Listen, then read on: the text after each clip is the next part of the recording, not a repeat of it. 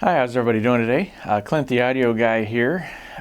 Today I want to talk about a question I hear all the time that customers are concerned about, and I just want to put you at ease and say that this is not something that you really need to be that concerned with, and that is power handling. The customers always ask me, how many watts are those speakers?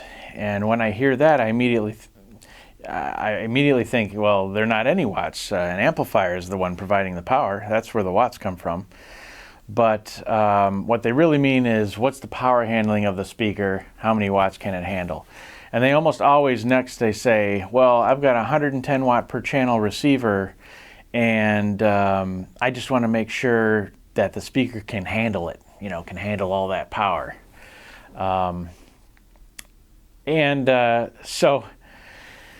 So a couple things. 100 watt per channel receiver, 110 watt per channel receiver, that's actually not much power, because when you turn all the channels on and they're all running, there's no way you're getting 110 watts a channel anyway. Generally, it drops quite a bit. You're getting maybe 65, 70, that kind of thing.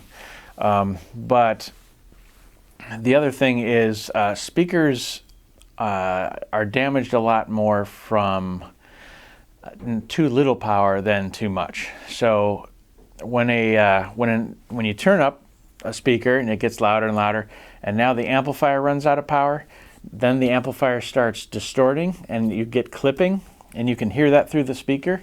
Most people think that's the speaker giving it up, like the speaker can't handle any more power, but really it's your power can't handle any more power. Your amplifier is now distorting. It's sending distorted signals to the speaker, and now you can damage the speaker. So too little power will damage a speaker too.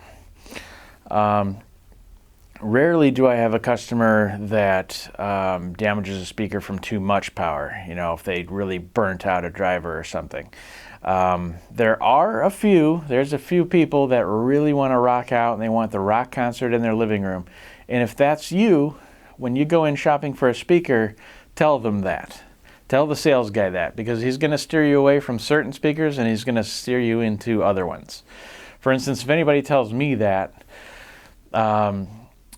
I'm instantly going to walk them over. I really want to rock out when the wife and kids are out. I want to turn it on. I want to feel like I'm at the Def Leppard concert. Well, then you're going to want a Klipsch Heritage Series speaker. I'm immediately going to show you those. Depending on your budget, we're starting here. We're going here, and we're going up to the Cornwalls. Heresies, Fortes, 4s, and the Cornwall 4. This speaker here will do 116 decibels continuous.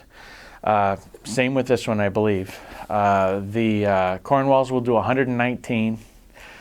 We'll talk more about hearing damage in another video, actually, speaking of that, because you really want to limit your time if you're listening at volumes over about 85 decibels, because hearing loss and hearing damage happens from sound pressure over time. So that'll be another video, actually. But people are always concerned with power handling. If I get a 200 watt per channel amp, am I going to blow the speakers? Like this speaker here is only rated for 100 watts per channel. Power handling. Well, no, you have a volume knob on that amp, right? You don't have to turn it all the way to 100%, and you shouldn't. I don't know any volume knob that should go to 100% ever. Let's just put it that way. The system on your receiver, when the volume knob stops all the way to the right, that is not 100%. Just know that. That is a gain knob. It doesn't mean, if you're 70% up, that doesn't mean you have 30% more way to go on the volume.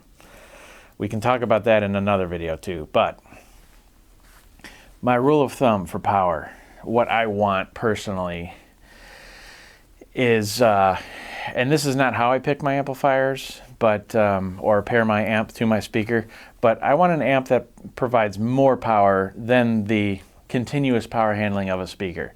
So this speaker, continuous power handling is 100 watts per channel. Since that's the continuous max power, I know that that's 119 or 116 decibels, because that's the max SPL on that speaker. It's not a spec that every speaker manufacturer will give you either.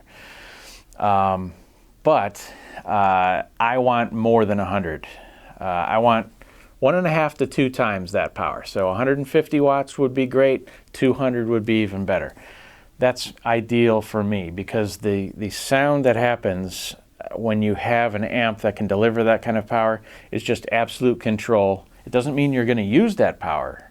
You could use 50 watts per channel. And believe me, 50 watts per channel on this speaker is going to be really, really loud. But the sound that you're using is just going to be really clean. You're going to have very little amplifier distortion because the amplifier isn't trying that hard, let's say. That's kind of the coasting philosophy, but I kind of subscribe to that. I've never had worse sound from having more power. I've also put tiny little cube speakers, these tiny little satellites. I've put them on 600 watt monoblocks. That was the best sound I've ever heard out of a tiny little cube speaker. Obviously you gotta, not, be gentle on the volume knob because that speaker is only designed to go so loud. But essentially, if you start hearing distortion, you're too loud, turn it down. That's all you need to know for that. So I wouldn't worry about power handling at all, really. It is not a spec anybody needs to be concerned with. If you can get a bigger amp, beefier amp, don't let it stop you from getting a bigger amp because it's only going to sound better. Anyway, that's my soapbox for tonight. I hope you all have a good evening and have a good one. We'll see you on the next one. Cheers.